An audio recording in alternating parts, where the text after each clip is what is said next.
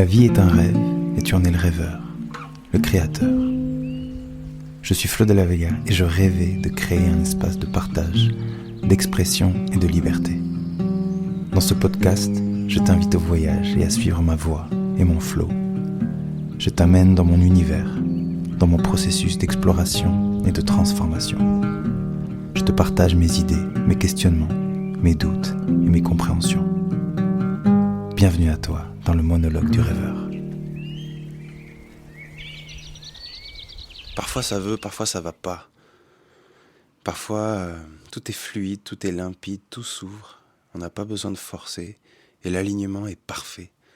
On a l'impression d'être dans une ouverture totale. Le monde, l'univers conspire en notre faveur. On est dans une espèce dans ce concept-là de pronoia. L'univers conspire en ma faveur. C'est un truc que je vis très souvent.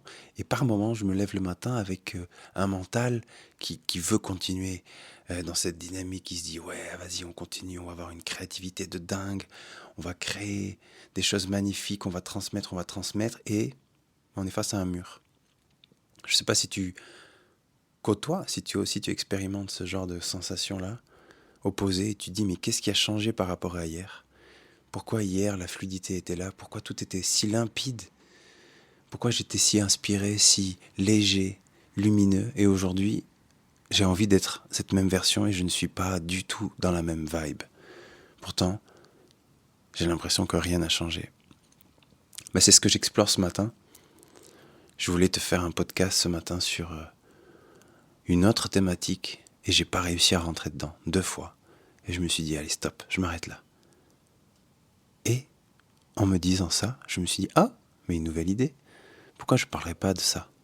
Pourquoi je ne te parlerai pas de ce que notre mental, nos pensées, parfois, nous infligent dans cette quête de créativité, dans cette quête qui mène à nos rêves? Je crois qu'il y a une grande sagesse parfois à explorer, justement, le blocage, à se dire je suis bloqué. Je crois que quand on explore ça, on se rend compte à quel point on est évidemment des créateurs de notre réalité, mais à quel point on est aussi dans une danse qui nous échappe. La vie nous amène probablement là où on doit aller. Et le blocage fait partie de cette expérience. Et ne pas lutter, ne pas chercher à forcer. Je crois que c'est aussi ça. Aller vers son rêve, aller vers ce qu'il y a du plus profond. Parce que la finalité de tout ça, cette quête qui te mène à tes rêves, c'est quoi? C'est quoi le but? C'est quoi l'objectif? Faire quoi en cours? Ce qu'on veut, c'est se sentir bien avec soi-même. Ce qu'on veut, c'est être léger, en paix avec notre intériorité. Alors pourquoi faire la guerre avec soi-même? Je me suis vu plein de fois, énormément de fois, être complètement obsédé par cet objectif qu'il y avait là au loin, cette envie d'incarner. Les jours qui défilent, j'ai tant de jours libres, il faut que je sois ultra performant, productif, et me rendre malade. Je me suis vu même me mettre dans un état émotionnel intense, à devoir pleurer, à devoir lâcher des choses. Alors si on le voit comme quelque chose qui est en mouvement, comme une dynamique, peu importe par quoi on passe, le blocage est aussi important que les moments de fluidité où tout est limpide. Mais j'avais envie ce matin de partager ça parce que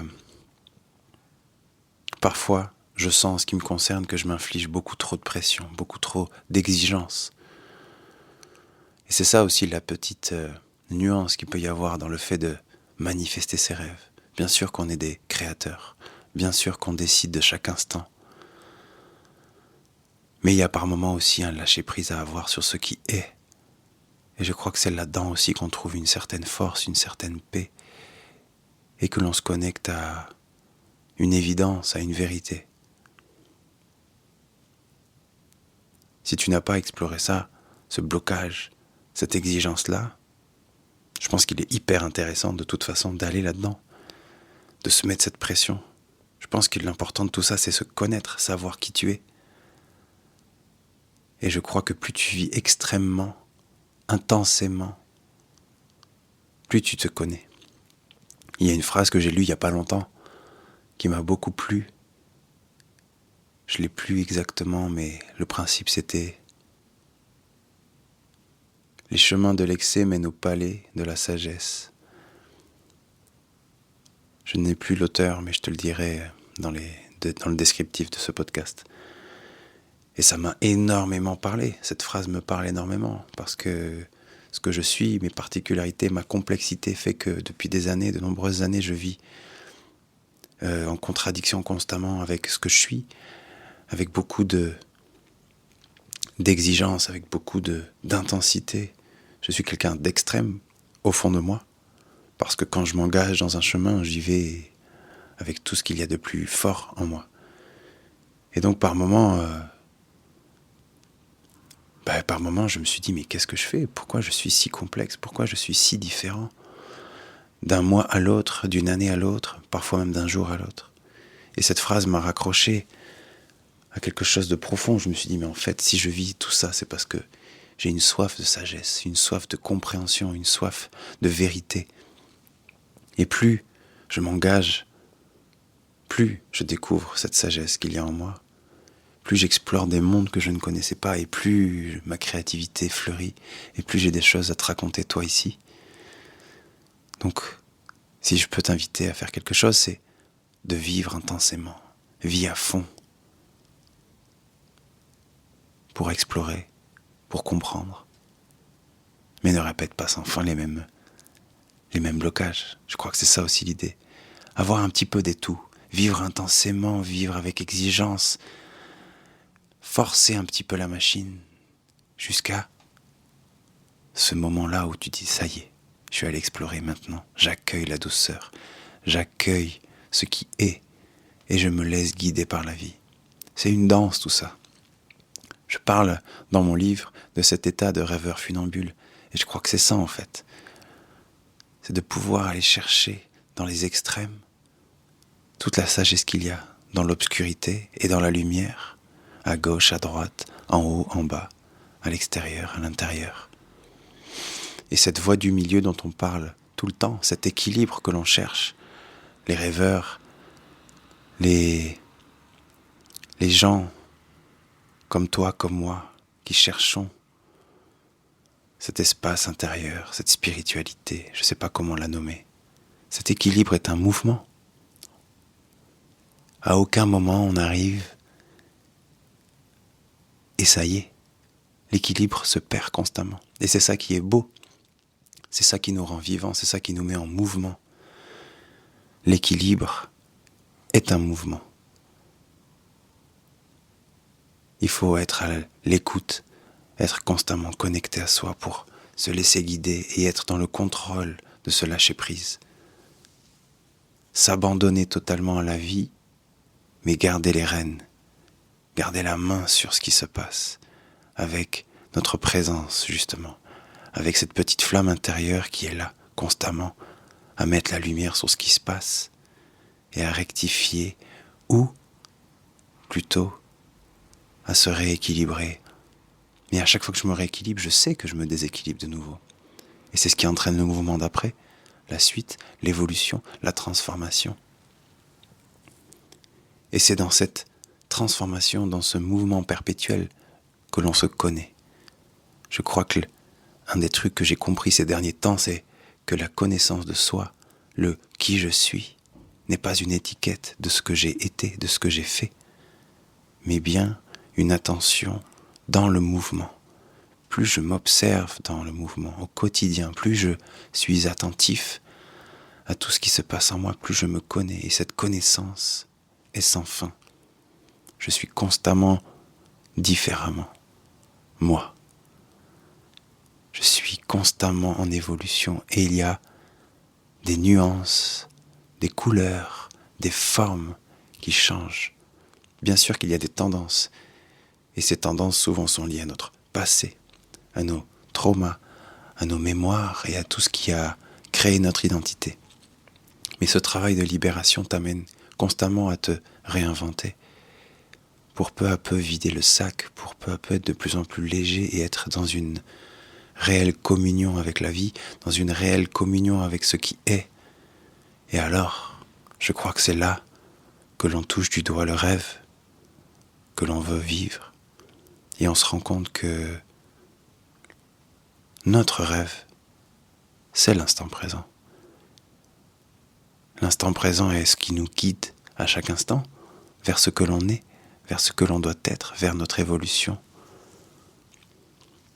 vers notre compréhension. L'instant présent est un mouvement dans lequel on s'abandonne, dans lequel on pose toute notre attention. Et dans cet instant présent, alors, il vibre quelque chose de différent. Notre cœur, notre âme, cette énergie vitale qu'il y a en nous, elle est là.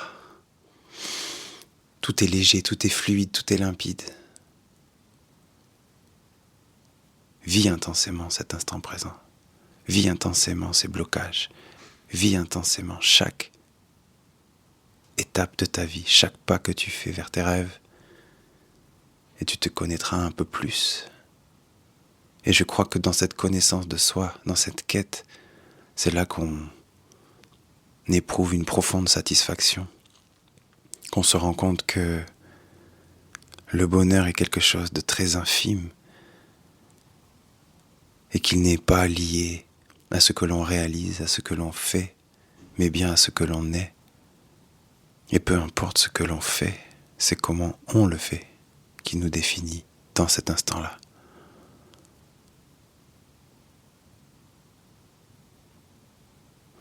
Ce que je viens de faire avec toi ici, ce petit chemin, je l'ai fait avec amour, je l'ai fait avec beaucoup de cœur, avec beaucoup de vulnérabilité. À chaque fois que je m'engage avec ce petit micro dans mes mains, je n'ai aucune idée d'où je pars et où je vais.